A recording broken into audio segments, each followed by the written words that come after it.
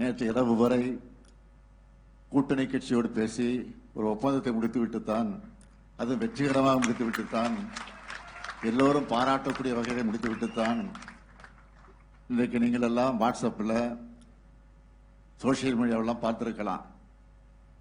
அந்த ஒப்பந்தத்தை முடித்துவிட்டு காரில் ஏறுகிற போது கையை எடுத்துட்டு அவருடைய சொல்லி அந்த ஆக்ஷனோடு நான் ஏறிய காட்சியை பார்த்திருப்பீங்க.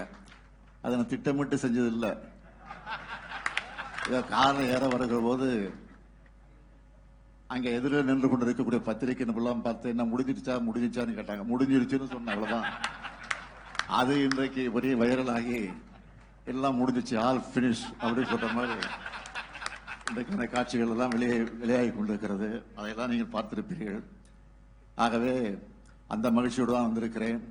அது மட்டும் இல்ல, இந்த திருமணத்தை முடித்துவிட்டு ராஜ்யசபாவுக்கு வேட்பாளராக நாம் 2 பேர் அறிவித்திருக்கிறோம்.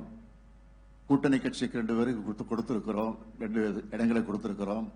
அந்த 4 பேரும் சரியாக 12 மணி அளவில் சென்னையில் வேட்புமனு தாக்கல் செய்ய இருக்கிறார்கள். இன்றுதான் கடைசி நாள்.